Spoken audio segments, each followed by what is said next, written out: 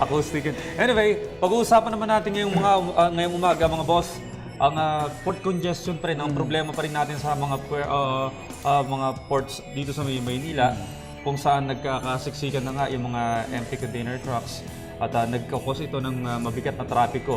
Kailan lamang, noong nakaraang Biyernes, kung maalala sa NLEX, nagkaroon ng sobrang traffic. 6 na kilometrong heavy traffic. So, ngayon pong umaga makakasama natin si Director of Confederation of Truckers Association of the Philippines, Mr. Alberto Swansing. Sir, magandang umaga po sa inyo. Good morning, Sandra. Good morning, Audrey. Yes.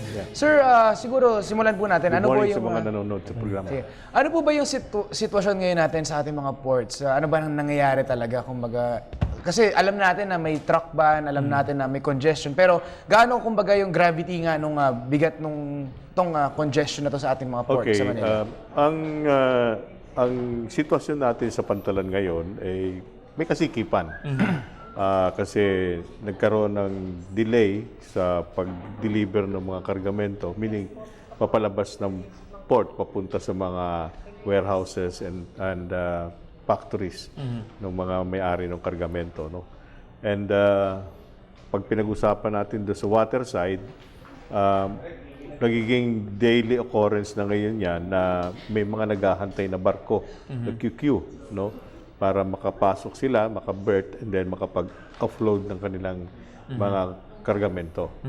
Nakita nga po namin sa internet, even yung mga barko nakapila. Yes. Nag-queue sila ngayon. Yung nag-queue dyan ng barko, yung nakakapaghintay. Pero yung may mga hinahabol ding ibang schedule sa ibang pantalan outside the Philippines, well, they just skip Manila and then pupunta na yun sa ibang bansa. Yes. And Sir, offload yung kargamento na dapat nandito sa Pilipinas, sa Maynila, doon nila ngayon ilalagay, temporarily. Yes. Sir, ang question ko kasi parang kumbaga gaano kalaki yung damage nito sa ating sa economy, kasi sinasabi nila na economic sabotage daw to dahil kumbaga marami tayong mga goods na nadidelay at meron din daw mga goods na napapanis na kumbaga at nasisira na lang dahil nakatenga nga daw po sa mga ports natin. Yung goods na napapanis, these are the perishable items. Yes. So mga karamihan dyan, foodstuffs, prutas. Normally, like for example, fruits, galing China, hindi naman nila nilalagay sa reefer containers yan, kundi dry containers. Kasi ang estimate nila yan, within 1 week, makakarating dito sa Pilipinas, sa Maynila. In fact, yung meron akong regular na pinupunta na magpuprutas yan sa San Juan, and the guy was telling me that malaki lang nalugi sa kanya, because yung supposed to be melon na galing ng China na mapopular dito sa atin yan, nabulok. No? Isang container yung nabulok. No? Yes, sir. To address the issue, ito pong mga concerned agencies ng ating pamahalaan, nag-uusap-usap na at may mga ginagawang mga measures. Sir, nagiging epektibo po ba o nasa proseso pa rin ng pag-aaral? Well, yung may mga measures silang minungkahi, pinamagagawa, at nagiging epektibo naman to. Ang latest of which is yung pag-create nila ng Task Force Pantalan na pinamamahalaan ni General Allen Bantolo. And he's doing a great job of maintaining sanity dyan sa Road 10, A Bonifacio Drive, up to dun sa Bonifacio Street, adjacent to NLEX. Yes. Sir, I have a question though. Kumbaga nagkakaroon tayo ng congestion sa Port of Manila. But alam natin sa ating bansa, marami naman tayo ibang mga port. Meron tayo sa Subic at Batangas. Kumbaga yung next na option natin would be the Batangas port. Are we maximizing the size of the ports na available also even though they're, kumbaga mas malayo ang kanilang location? Well, actually, we're using right now those two alternate ports, Subic and Batangas. Batangas now is nearing 100% utilization, meaning masikip na. Okay. And it is being used improperly. What do I mean by being used improperly? In terms of logistics, yung may mga barko na since masikip dito sa Maynila, so doon pupunta sa Batangas. I-offload nila yung kargamento ron, which is bound for Manila. So ibabiyahin na naman yung... Itatrack yun galing Batangas papuntang Maynila. So that's additional cost as far as the owners of those cargoes are concerned. Yes. Yes, sir. Balikan natin yung history. Sabi nyo kanina, ito'y matagal ng problema. Pero bakit ngayon ata ay lumala? Sino ba dapat, ano bang nangyari dito? Bakit nagkaroon tayo ng sitwasyon ngayon sa mga ports? Ang cargo movement natin is parang chain yan eh. No? Tuloy-tuloy yan. Parang assembly line sa factory yan. Pagka nagkaroon ng pagkabalam doon sa daloy ng flow ng kargamento, natural na yung magkakaroon ng unang-una kagad tatamaan dyan is yung pier. No? Dahil patuloy yung pagdating ng kargamento, so kung mabagal yung paglabas ng kargamento sa gate, then mapupuno ito kahit na malaking area. Like for example, talking of ICTSI, they have about 8 hectares of land. Ano? At sapat lang yun para doon sa ginagawa nilang operation ngayon. But because of the congestion going on, napupuno, nag-overflow yung kargamento.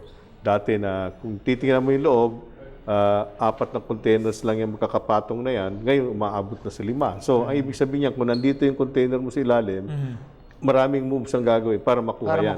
Yes. Pero time-consuming, pero hindi ba to na-anticipate ng mga authorities po natin? Well, I'd say na mukhang na-overlook because yun nga, you need to have a clear understanding of what's going on.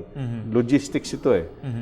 We've been saying nung bago in-implement yung truck ban sa Maynila, we've been telling President Mayor Erap na, boss, huwag niyo munang galawin yan because mai-istorbo ang chain, ano?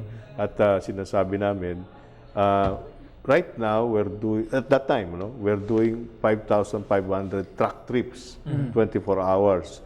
Pagka ni-restrict natin ang movement ng trucks to 8 hours, then that's a logistical nightmare because you're doing an activity naka-spread yan over 24 hours tapos sisisiksik mo sa 8 hours 8 oras. No? Yes. So ito ang question ko. So kumbaga nag-arise itong problem na to at ang sinisisi nga ng marami ay yung nangyaring truck ban. Pero pag nakikita naman natin ngayon na meron tayong mga solution with regards to the truck ban, like sa Libis nakikita natin meron tayong yung truck lane na ginawa nila. Pero ang tanong ko po, sir, bakit po ang mga trucks natin hindi po bumabiyahe sa weekends? Kasi like Sunday, alam naman natin na maluwag ang Sunday at may mga certain times naman na kumbaga wala naman yung truck ban. Bakit po hindi na lang biyahe ang ating mga trucks para makapag-deliver sa araw na to para kumbaga mag-ease out nga po yung congestion natin sa mga ports? Okay, ulitin ko ulit, how truck operates. Yung trucking operations kasi is very different from the operation of bus, jeepneys, and taxis. Ano? Pag nakikita niyo yung bus, jeepney, taxi, lagari yan araw-araw sa kalsada, naghahanap ng pasahero. In the case of trucks, gagalaw lang yung truck kung may kargamentong gagalawin base sa utos ng may-ari ng kargamento. Okay. So, we now go to the tradition na dapat nating baliin. The tradition in the ports ever since is that activity starts around afternoon of Monday and hanggang Sabado ng madaling araw yan. No? Delivery activities yan. Very brisk yan. Bilis yan. Pagdating ng Sabado, nagpapahinga na yung may-ari ng kargamento eh. So, for them, pag nagtrabaho po sila ng Sabado at Linggo, yung may-ari ng kargamento, not the truckers, that would mean overtime, additional cost on their part. Yes. That's why we're also encouraging yung mga may-ari ng kargamento, yung mga importers, to take advantage of the weekends na kukonti activity, mas madaling mailabas yung mga kargamento dahil maluwag yung kalsada. Yes. So, actually, ang question ko doon parang they say na kumbaga additional cost yun for them with the overtime pay and everything. Yes. But don't they realize na kumbaga yung additional cost na yun is hindi siya nag-offset kumbaga sa mga tagal, kumbaga nakatenga yung mga containers sa truck para ports. It's a matter of adjustment. They are realizing it now because of the additional cost naman na na-entail nila because of the delay. No? Like for example, whenever a vessel, may barko, queues, no? That means cost. Additional cost yan on the part of the ship owner. No? Dahil hindi tumatakbo yung barko eh. Naka-standby lang, naghahantay na maka-berth siya para mag-offload. So that's additional cost.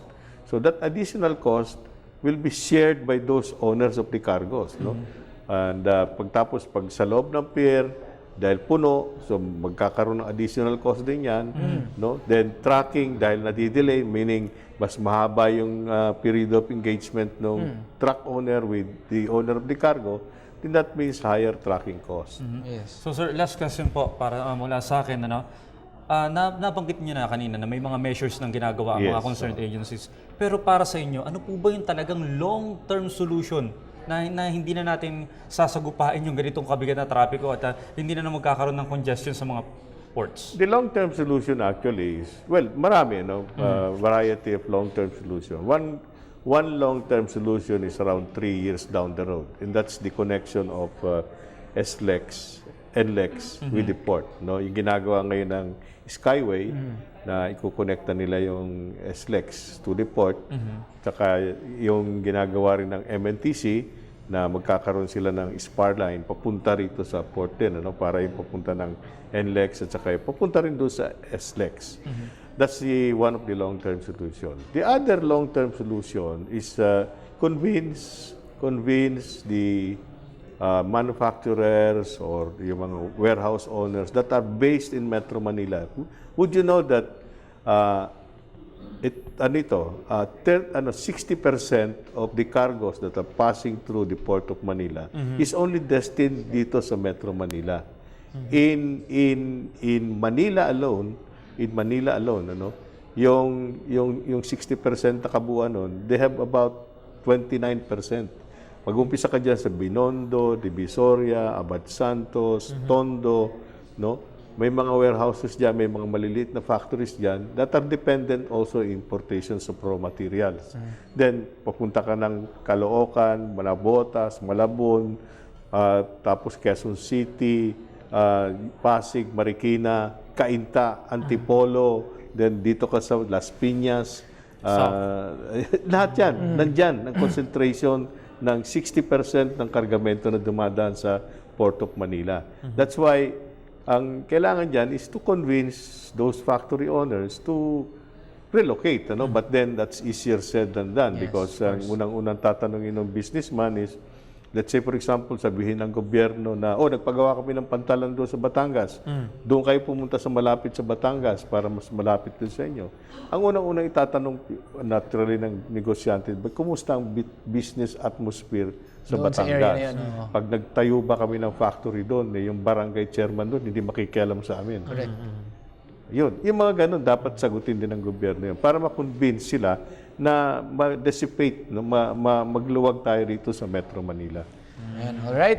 Talaga napakarami natin tutulong ngayong umaga, Audrey, tungkol nga dito sa port congestion. Kasi it's something deeper, kumbaga, na we don't really understand, na nakikita lang natin na, kumbaga, sinasabi nila solusyon doon sa traffic, yung truck ban, pero hindi natin nakikita yung deeper at bigger picture dito na nakaka-apekto nga sa ating ekonomiya itong nangyayaring ito. Alam mo, Sandro, pare-parehas naman na nagtatrabaho at nagko-coordinate yan. At sana nga masolusyonan na dahil minsan talagang ang napeperwisyo yung mga ang taong bayan.